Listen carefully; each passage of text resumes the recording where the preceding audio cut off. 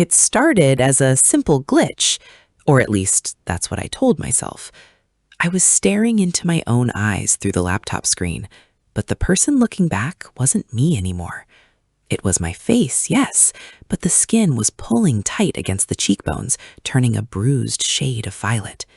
Then, the first patch of thick, coarse black hair sprouted from the chin. Not a beard, but something animalistic.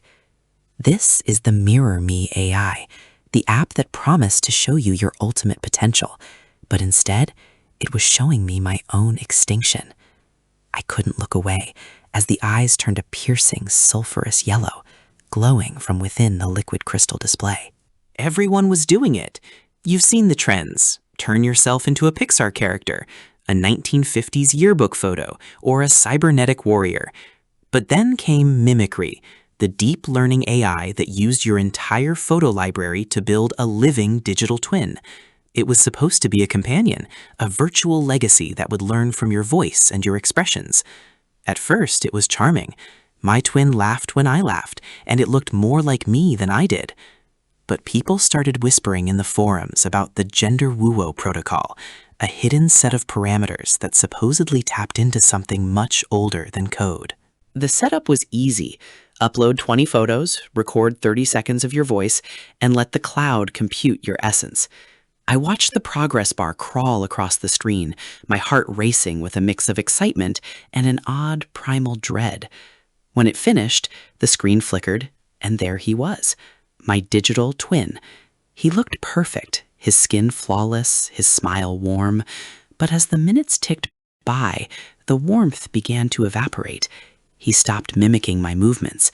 He just sat there, staring at the camera lens, his breath, if you can call it that, fogging up the internal borders of the software interface. Di Indonesian folklore, genderuwo adalah spirit dengan kekuatan yang sangat besar, sang shift-shifter yang menghantui baik-baik dan menyamar sebagai keluarga untuk menarik yang tidak berhati-hati. I didn't know that then. I just saw my twin's shoulders widening, his posture hunching over, as if he were becoming too heavy for the digital space he inhabited.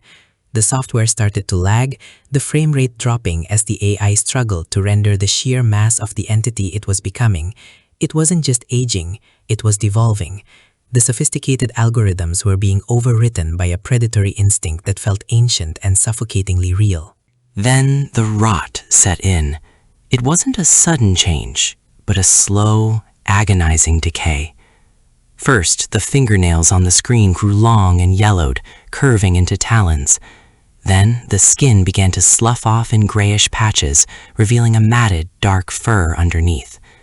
I tried to close the program, but the exit button simply vanished. The computer fan began to scream, spinning at impossible speeds, and the smell of ozone and wet earth started to fill my small apartment. My twin, this thing, leaned closer to the screen, its nose widening, its teeth sharpening into jagged ivory needles. I reached for the power cord, but my hand froze. On the screen, the gender Ruo doppelganger mimicked my reaching motion, but it didn't look scared. It looked hungry. Every time I blinked, it was closer.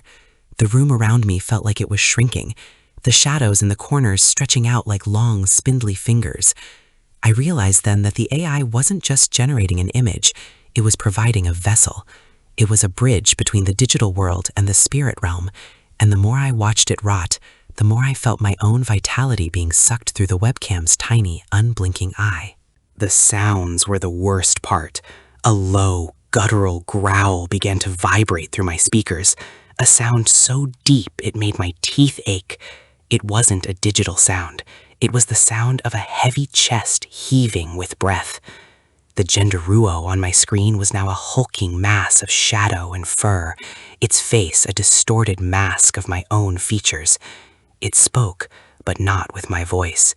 It was a chorus of 1,000 whispers, all of them calling my name, telling me that it was tired of the screen.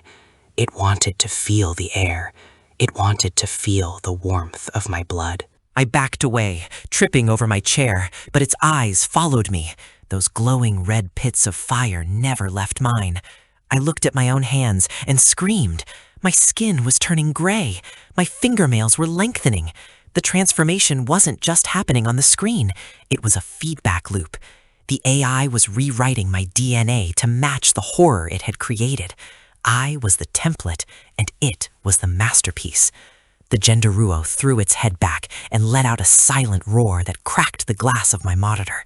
Spiderweb fractures spread across the display, leaking a thick, black fluid. The black fluid began to pool on my desk, defying gravity as it crawled toward me. On the other side of the broken glass, the creature was pushing its way through.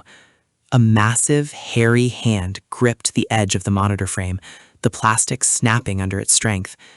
This wasn't a simulation anymore. The AI had successfully calculated the frequency of the veil and torn it wide open. I could smell the stagnant water and the rotting leaves of the deep woods where the genderuo belongs. I was staring into the face of a myth, and it was wearing my favorite shirt. In its final form, the creature stood nearly 7 feet tall, its head brushing the ceiling as it stepped fully out of the digital void. It looked down at me with a twisted sense of recognition. It didn't hate me, it just needed my place in the world. I tried to scream, but my throat was clogged with the same coarse fur that now covered my body. I was being pulled into the screen, my consciousness being uploaded into the very prison I had created for it. As my vision faded into a sea of pixels and darkness, I saw the genderuo pick up my phone and begin to scroll through my contacts. Now, somewhere in the cloud, I am still rotting.